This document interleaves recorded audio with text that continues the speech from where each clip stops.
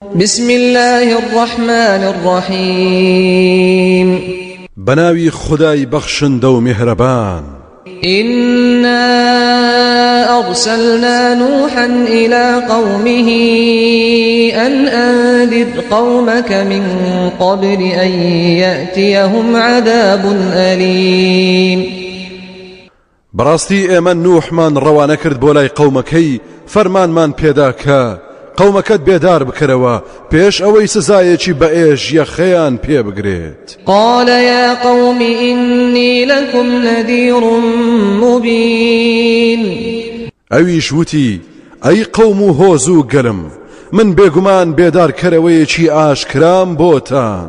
أن اعبدوا الله واتقوه وأطيعون داواتان لێ دەکەم کە هەر خدا بپەرستن و لە خەشم و قینی خۆتان بپارێزن و فەرمان بەرداری منیش بن. يغفر لكم من ذنوبكم ويؤخركم إلى أجل مسمى إن أجل الله إذا جاء لا يؤخر لو كنتم تعلمون. ئەو کاتە خدا لە گوناهەکانتان خۆش دەبێت و دەتان هێڵێتەوە بۆ کاتێکی دیاری کراو. بێگومان کاتی دیاری کراوی خدا وەختێک پێش دێت بە هیچ شێوەیەک دوا ناکەوێت ئەگەر بتان زانیایە. قال رب إني دعوت قومي ليلا ونهارا. دوای سەدەها ساڵ بانگەواز نوح سکاڵای کرد و وتی پەروەردگارە من بە شەو بە ڕۆژ بانجی قەوم و گەلەکەمم کرد بۆ یەک خدا ناسی و پارێزکاری. فلم يزدهم دعائي إلا فرارا. کەچی بانگەوازەکەی من هیچی زیاد نەکردن تەنها ڕاکردنیان نەبێت. وإني كلما دعوتهم لتغفر لهم جعلوا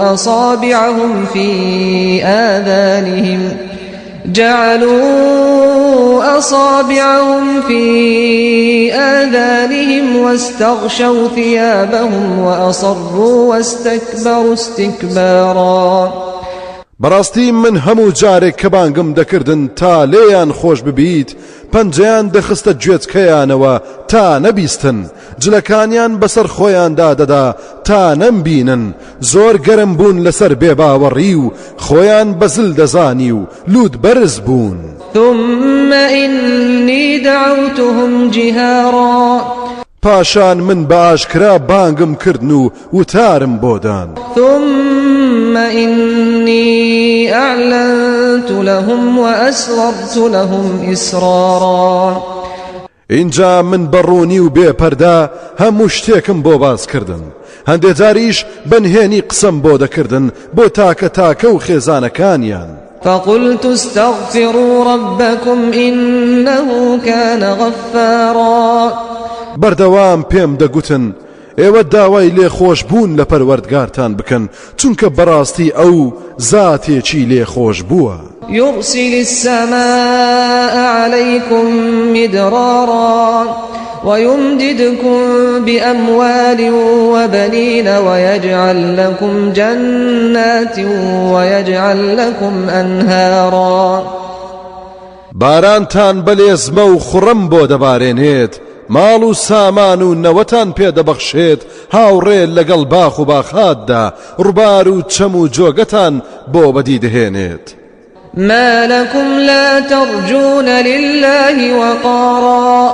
ئەوە چیتانە ئێوە قەدری خدا نازانن بۆ ڕێزی بۆ دانانێن و لێی ناترسن. وقد خلقكم أطوارا. خۆ ئێوە پێشتر نەبوون هەر خدا خۆی بەچەند قۆناغدا ئێوەی تێپەڕاند و دروستی کردن. ألم تروا كيف خلق الله 7 سماوات طباقا.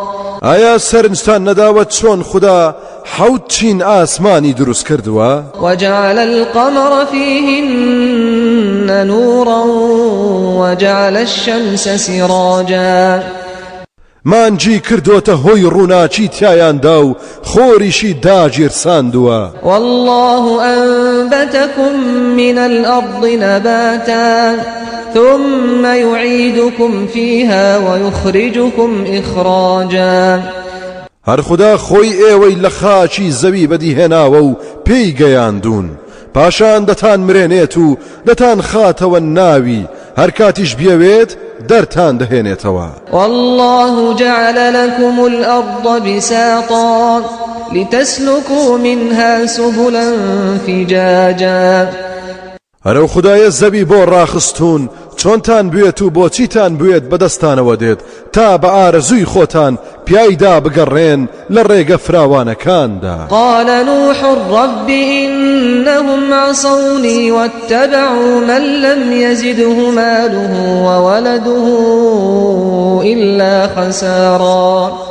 سەرنجام نوح نائومێد بوو بۆیە وتی پەروەردگارە بەڕاستی ئەوان یاخی بوون لێم شوێنی ئەو کەسانە کەوتن کە ماڵ و نەوەکانیان قازانجی پێنەگەیاندن زیان نەبێت. ومكروا مكرا كبارا خدا نەناسان پیلانی گەورە و نەخشەی سامناچیان داڕشت. وقالوا لا تذرن آلهتكم ولا تذرن ودا ولا سواعا ولا يغوث ويعوق ونسرا.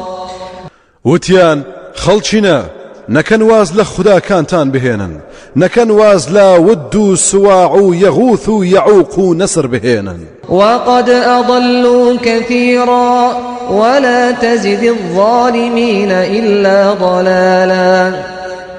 بێگومان ئەوانە زۆر کەسیان گومڕا کرد پەروەردگارە ئەم ستەمکارانە تەنها گومڕایی نەبێت هیچی تریان بۆ زیاد مەکە. مما خطيئاتهم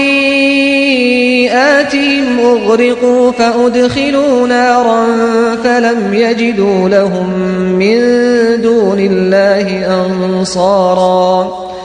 جا لە سەرنجامی گوناه و تاوانیاندا هۆزی نالەبار نقم کران لە زریانەکەدا اینجا خرانە ناو ئاگرەوە کەسیشیان دەست نەکەوت لە خەشم و سزای خودایی پەنایان بدات. وقال نوح رب لا تذر على الأرض من الكافرين ديارا. اینجا نوح وتی پەروەردگارە هیچ کەسێک لە بێ بڕوایان لەسەر زەویدا مەهێڵە و تۆویان ببڕا. إنك إن تذرهم يضلوا عبادك ولا يلدوا إلا فاجرا كفارا. چونکە بەڕاستی ئەگەر تۆ وازیان لێ بهێنیت هەرچی بەندەکانی تۆیە گومڕای دەکەن و کەسیشیان لێ نابێت لەنەوەی تازە مەگەر خراپەکار و تاوانبار نەبێت. رب اغفر لي ولوالدي ولمن دخل بيتي مؤمنا وللمؤمنين والمؤمنات ولا تزد الظالمين إلا تبارا. پەروەردگارە لە خۆم و دایک و باوکم و ئەوانە خۆش ببە کە دێنە ماڵم بە ئیمان و باوەڕەوە هەروەها لە ئیماندارانی پیا و ئیماندارانی ئافرەتیش خۆش ببە ستەمکارانیش تەنها تیا چوون نەبێت هیچی تر نەکەیتە بەشیان.